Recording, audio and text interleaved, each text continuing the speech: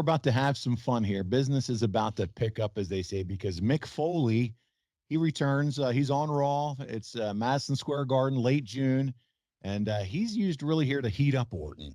And Orton attacks Foley, throws him down a flight of stairs. Where does this idea come from to use Foley to get Orton to the next level? Part of it was Mick's desire to work with Orton, and Mick always would kind of sit back and look at different guys that he felt he could really help get over and that he felt he would have good chemistry with.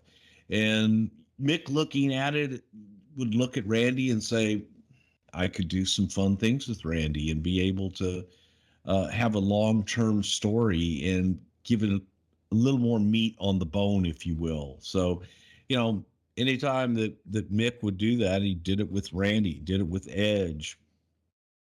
It's a chance to be under that learning tree as well, and to do something different that's a different style and just a different art form. I'm sure Randy had to be excited with an opportunity to work with Mick. I think so, yeah. I think that, it's a great opportunity for him. And he gets a really nice rub here in July. It's a 6-man elimination match between Evolution, all the Dudleys. Orton pins and eliminates every single Dudley. Is this a sign that not only the office is going to give him a program with Foley, but here he's being the whole team himself, that everyone is all in on Randy Orton at this point? We were in on the youth, and we were in on the, just the future. And there comes a point sometimes where you look at everything and you just say, man, what's new? What do I have that's new that we can put out there? And Randy was new and Randy was fresh. So any opportunity to do that and any opportunity to have a nice, brand new, young talent at the top is a good thing. Well, the good news is it must have worked, because it got us to where we needed to be. So you're in Long Island. Orton defeats Rob Van Dam after sending a limo to Mick Foley's house to pick him up. And that's not how Foley likes to travel, and bring him to the arena. Foley doesn't show.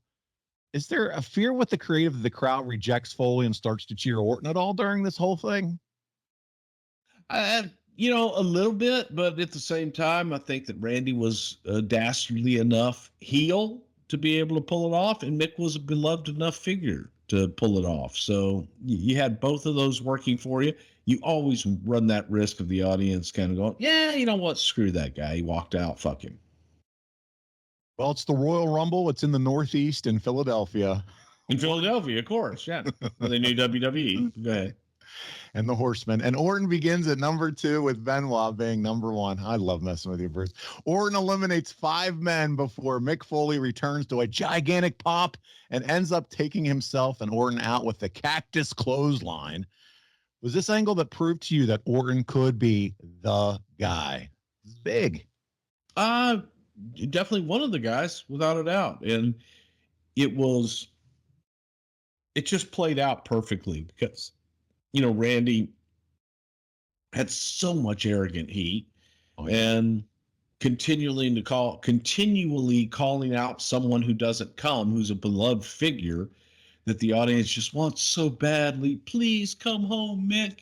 And he never does. And I thought it was played out beautifully. And the crazy thing, Bruce, he's 23 years old here. I mean, my goodness, he's got to be ready. Is he ready? Emotionally mature? No. Okay. No, I don't think so. I think that, regardless, and we talk about maturity levels, Randy was much more mature than most 23-year-olds. However, in the business, he was still very young. You look at, man, my kids are 23 and still going to college and working and doing all those things.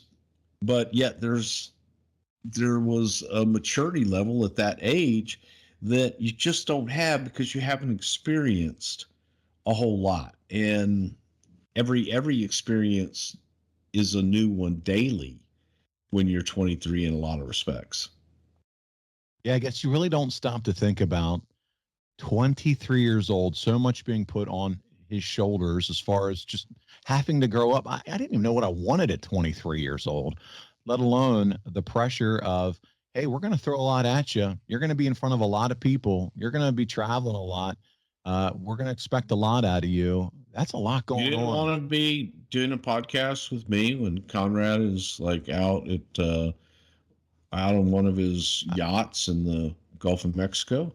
Well, when I was 23, he's got the Gulf yacht, he's got the Atlantic yacht, he's got the Pacific yacht. He's even got one in Nova Scotia.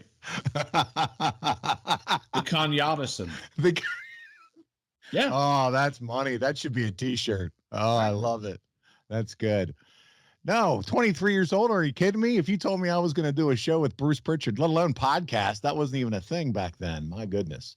But, it's just something to think about as a 23-year-old and where he's at in his career, the push, working with Mick Foley, RKO, and, the fabulous Moolah.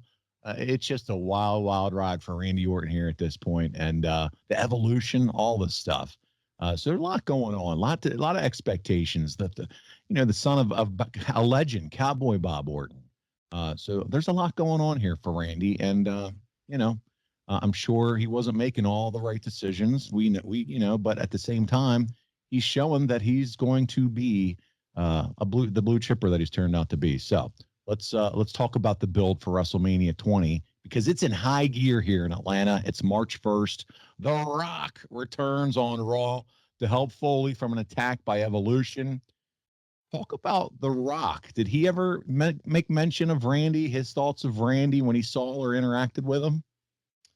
I think The Rock was really happy to be working with a guy like Randy because, again, it was youth. And in that, Rock was able to see where he was, at that age. And I don't think Rock had debuted at that point. And Rock could look at Randy and go, man, you know what? I've been there. I'm a third generation. So you had two third generation guys in there in The Rock and Randy Orton.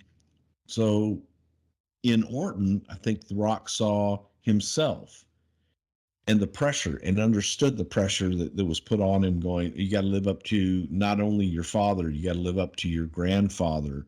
And can you do it? And Rock was willing to help him along the way.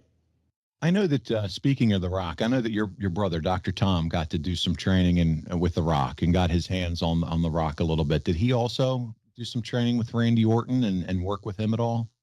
Yeah, Tom worked with Randy, absolutely. And, not as one-on-one as much as he did with guys like Rock and Kurt Angle.